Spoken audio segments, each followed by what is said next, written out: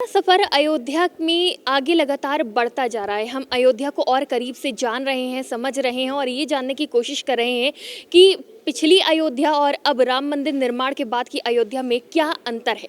ये अंतर हम जितना समझ तो रहे हैं, लेकिन हमको और समझाने की ज़रूरत भी और समझने की ज़रूरत भी महसूस हो रही है। और इस अंतर को जानने के लिए हमने एक ऐसे व्यक्ति को चुना है जिन्होंने अयोध्या में अपना जीवन व्यतीत किया है, लंबा सफ़र राजनीति को देखते हुए, अयोध्या को देखते हुए, यानी कि पत्रकारिता में बिताया है। और हमारे साथ हमें पूरी जानकारी अयोध्या के बारे में देने के लिए हमारे साथ प्रभाकर जी जुड़ चुके हैं, जो कि अयोध्या में लंबे समय से पत्रकारिता कर रहे हैं। सर, आपका बहुत बहुत स्वागत है टीवी 24 पे। तो सबसे पहली जो हम जानना चाहेंगे सवाल कि अयोध्या, जब हमारे मन में ये सवाल आता था तो हमारे मन में एक बाबरी विध्वंस की छवि सामने आ जाती थी, क्योंकि कार्यसेवक हाथ में झंडे, भगवा झंडे, जय श्री राम के नारे, एक वो समय था। लेकिन अब जब जय श्री राम के नारे तो लगते हैं, लेकिन बहुत शांतिपूर्ण तरीके से सौहार्द देखने को मिलता है, राम मंदिर का निर्माण देखने को मिलता है, तो क्या कुछ बदलाव हो गया है पहले की और अब की अयोध्या में?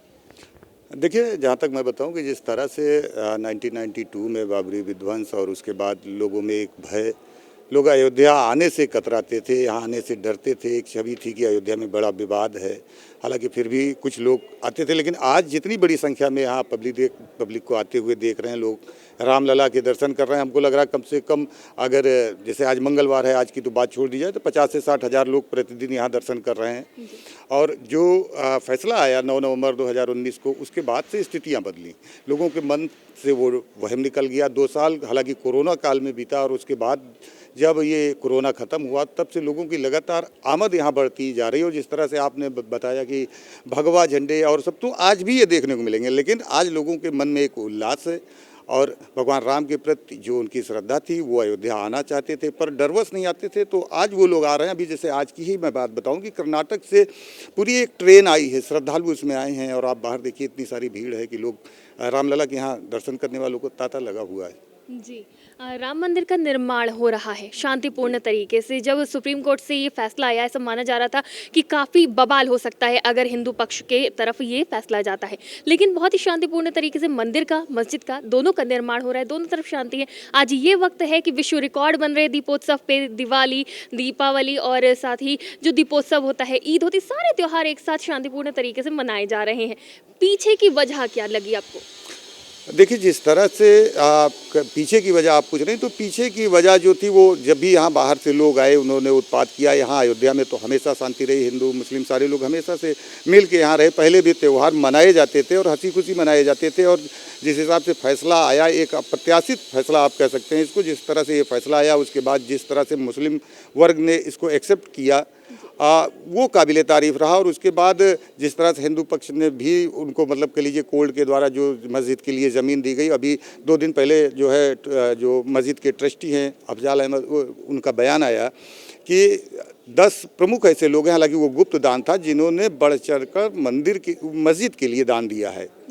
तो ये अपने आप में एक बहुत बड़ी बात है। और अयोध्या की संस्कृति हमेशा से हिंदू मुस्लिम सौहार्द का परिचय देश दुनिया को देती रही है, हमेशा से एक मिसाल कायम करती रही। तो उसी क्षेत्र में कह लीजिए कि एक और बड़ी पहल है ये, इससे दुनिया को सबक लेना चाहिए। जी, मंदिर निर्माण के बारे में तो हमने कई लोगों से बात कर ली, अब मस्जिद निर्माण के बारे में जानना चाहेंगे, वो कब तक पूरी होगी? देखिए, मस्जिद का निर्माण चूँकि अभी नक्शा जो है उनका विचाराधीन था, अब उसमें चूँकि कुछ लोगों ने पहल की है, और जल्द ही अयोध्या विकास प्राधिकरण से वो नक्शा पास हो जाएगा, तो उसके बाद जो है वहाँ निर्माण शुरू हो जाएगा। जी, राम मंदिर काफ़ी भव्य बन रहा है, मस्जिद के बारे में क्या कुछ जानकारी है, वो किस तर्ज पर बनने वाला है? देखिए, जिस तरह से मस्जिद का प्रारंभ होगा, तो मस्जिद के अलावा वहाँ पर एक जो है पुस्तकालय और इस तरह से एक मदरसे की भी बनाने की योजना जो वहाँ के ट्रस्टी हैं वो बताते हैं। और चूँकि अब निर्माण कार्य शुरू हो, नक्शा किस तरह से पास होता है, उस नक्शे में इन्होंने क्या क्या चीज़ इंगित की है और क्या क्या चीज़ जो है वो शासन प्रशासन एक्सेप्ट करता है, ये देखने वाली बात होगी। जी,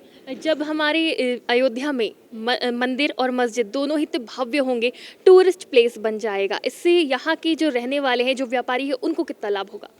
देखिए, जिस तरह से लोगों की आमद हो रही है और जिस तरह से यहाँ पर विकास कार्यों की गति चल रही है, तो एज ए जर्नलिस्ट मैं जानता हूँ कि 2023 का जो ये मार्च और अप्रैल का महीना होगा, ये बड़ा ही महत्वपूर्ण है, जहाँ एक तरफ रेलवे जो है वो रेलवे की कनेक्टिविटी डबल लाइन बनाई जा रही है। हालांकि हम लोग बचपन से सुना करते थे कि यहाँ पे इलेक्ट्रिक लाइन होगी और बहुत कुछ होगा, पर आज इतने बड़े होने के बाद जो है अब लगभग 1 साल पहले जो है यहाँ से इलेक्ट्रिक ट्रेनें गुजर रही हैं, 1 साल हो गया उसको, और डबल लाइन का काम भी लगभग कंप्लीट है। मार्च अप्रैल तक डबल लाइन हो जाएगी, तो जो लखनऊ से या कह लीजिए और बाहर से आने वाले लोगों के लिए बहुत समय लग जाया करता था। जैसे अगर लखनऊ का उदाहरण लें तो 2.5-3 घंटे के लगभग लगते, तो 1 घंटे सवा घंटे का वो सफ़र हो जाएगा। इसके अलावा जो एयरपोर्ट का निर्माण हो रहा है उसमें भी छोटे विमान हैं उनकी आमद मार्च या अप्रैल 2023 से शुरू हो जाएगी। तो जाहिर सी बात है एक टूरिस्ट प्लेस बनेगा, और यहाँ के व्यापारी वर्ग जो हैं, हालांकि कुछ दुकानें हटाई जा रही जो अतिक्रमण के दायरे में आ रही हैं, लेकिन उनको एक नई जगह पर विस्थापित भी कर रहा है शासन प्रशासन, तो कहीं ना कहीं व्यापारी वर्ग भी फायदे में रहेगा। व्यापार क्या, मतलब जितने भी लोग अयोध्या में किसी भी व्यवसाय से जुड़े हैं, चाहे वो ऑटो चालक हो गए, रिक्शा चालक हो गए, क्योंकि जब लोग आएंगे तो वो हिंदू मुसलमान नहीं देखेंगे, उनको अपने मतलब की चीज़ चाहिए, और जाहिर सी बात है कि हर तरह से अयोध्या फलेगी फूलेगी। बिल्कुल, बहुत बहुत शुक्रिया हमारे साथ जुड़ने के लिए, हमें इतनी महत्वपूर्ण जानकारी देने के लिए। तो हमारे साथ सीनियर जर्नलिस्ट प्रभाकर जी जुड़े हुए थे, तो उन्होंने बताया कि अयोध्या किस तरह से बदल रही है, फल रही है, फूल रही है, और इससे कितना जो फ़ायदा होगा वो अयोध्या वासियों को होगा, क्योंकि जब मंदिर का निर्माण होगा, मस्जिद का निर्माण होगा, तो एक टूरिस्ट प्लेस भी बन जाएगा।